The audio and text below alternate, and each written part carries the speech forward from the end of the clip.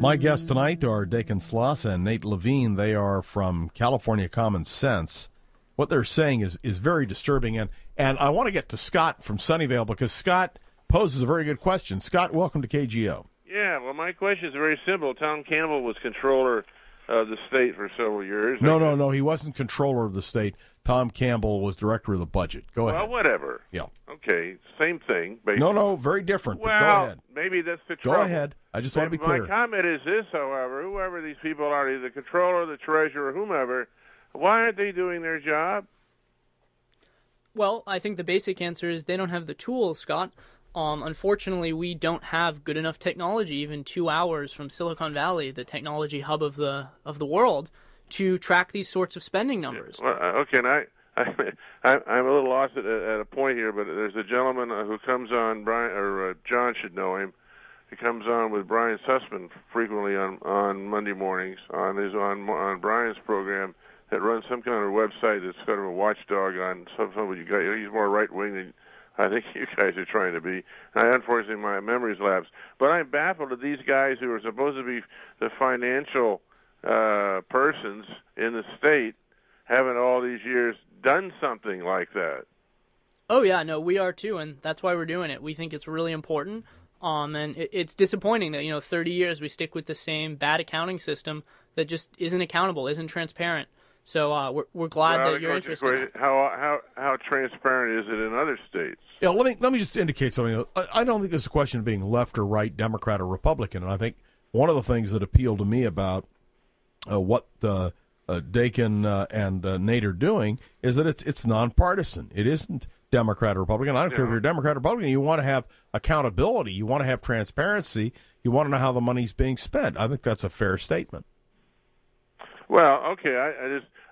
I guess the more rhetorical question is what do other states do for this sort of a thing? All right, what do other states do? So the best example actually here is Texas. The state controller every month puts up a CSV file, an XLS or Excel file, a text file, and then a set of data visualizations somewhat similar to what we're doing. So a lot of states are actually out there doing this, and we have detailed spending data already up on our portal for 20 other states, even though we don't have it for California. We have summary level data for California. And we're pushing to get that checkbook so that California can match the standard that other states are setting, which is sad because California should be the technological leader here. And one other question, who's the chairman of the House, the Assembly, and Senate Finance Committee? I assume that's the committee responsible for this. This is more of a director of finance issue in the executive branch. The legislative branch is responsible for, and this is part of the problem, actually. Everybody's taking care of their own finances in separate different branches, so it's not one particular person that we can actually hold accountable for this. But it would be the director of finance, Ana Santos, in Governor Brown's administration currently, that is monitoring CalSTARS, monitoring that central accounting system. Give that name again. Ana Santos. Go get him with a big stick. All right. Thank you very much. I appreciate your call. 8080810 is the number. I want to deal, many of you calling, but I want to deal with the question of the legislature and the governor.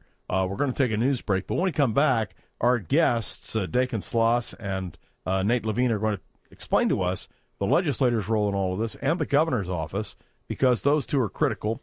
And that's important. You know, what's stunning to me is that the simple reality is that if I were a member of the state legislature and I were denied access to this material, there'd be hell to pay. There'd be hell to pay. How can you fulfill your fiduciary responsibility to the people who you represent without having this information? And by the way, it shouldn't be secret. It ought to be completely transparent. After all, we are the government, aren't we? We're the people of this state. California Common Sense. Dakin Sloss and Nate Levine, both students at Stanford University, joined me. A group of Stanford students said if we could only build an online ecosystem to engage citizens in data-driven discourse and empower them to share ideas on how to improve California's future, maybe we'd make a difference. Now, I've got to ask you, we were talking about the question of the judiciary, and I want to get into that for a minute with Nate. Jane emails, I called you, John, to tell you about a $2.9 billion in waste and fraud in the new court computing system. This is why the problem is so bad. And she says you make everything about politics. And let me ask you a question. Talk about the judiciary. Are there problems there, too? Oh, absolutely. I mean, the same problems that we were seeing in the executive branch have carried over to the judiciary branch. We've been doing extensive research now for the past month, looking into spending in all sorts of categories. We actually have a report coming out next Tuesday that will allow for comparison between counties' court spending in various areas. And our initial research suggests that there is over $200 million of wasteful spending just in the California judiciary. And you look at these numbers and they seem high, but then if you were to go to our transparency portal at cacs.org, you would see that in the judicial branch of our government, custodians, accountants, attorneys are paid vastly higher salaries than they are throughout the rest of the government. And there's really no good explanation for that. Do we know why that's the case? No, but we'd love to. All right, let's talk about the governor's office. Address that question. Well, we submitted a request, as I told you, to all the various executive entities, and the governor's office denied that request. They said that the request was so onerous that the public interest served by the disclosure of the records was clearly outweighed by the public interest in not disclosing the records. So basically, it was not in the public interest to be transparent and release this information. And it all goes back to they don't have a good way to release this information. They don't have the technology, the tools. They haven't implemented the basic, simple things that are here in Silicon Valley, just 2 hours away from Sacramento. If they had the technology, the implication of what you're saying is they would want to do it anyway. I'm not sure if that's the implication. I don't want to point fingers at the politicians and say that they wouldn't do that. Hopefully they would, but let's find out. Let's give them the technology so that we can find out and see if they'll be accountable.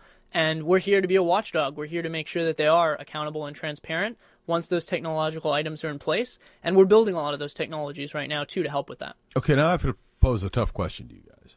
You're saying that if we had the technological tools, we would understand things better. We, the constituents, would understand things better. The politicians would understand things better. We have a shortfall because our basic income in the state comes from sales tax, property tax, and income tax. We have basically a drop-off of about 20% because of the recession of 2008 and the ongoing problems. Having the technology to understand what's going on doesn't replace the 20% of money that the state had that has now vanished. So is the advantage that you're suggesting simple knowledge would help us to curb the problem? I think it's more than that. So take, for example, the discussion that was going on a few months ago as the budget discussion came to a close. There were a lot of people saying these revenue projections are idealistic. This is just a way to close the budget and get it passed in time without realistically looking at that. And that was all over the news, and people could see that.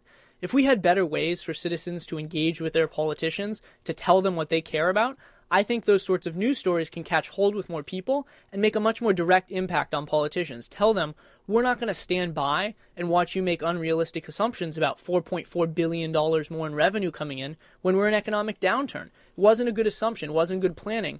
And politicians are able to continue to take those sorts of steps, the same steps that have brought us to this point for the last 20 years, because they're not accountable. There is not a good system to track things, and there is not a good system for citizens to get their voice into the process. And that's the real next step for us, building that system for citizens to bring their voice back into the process. But it would seem to me that if members of the legislature have to sue to get information on the very things they're voting for, we got a problem.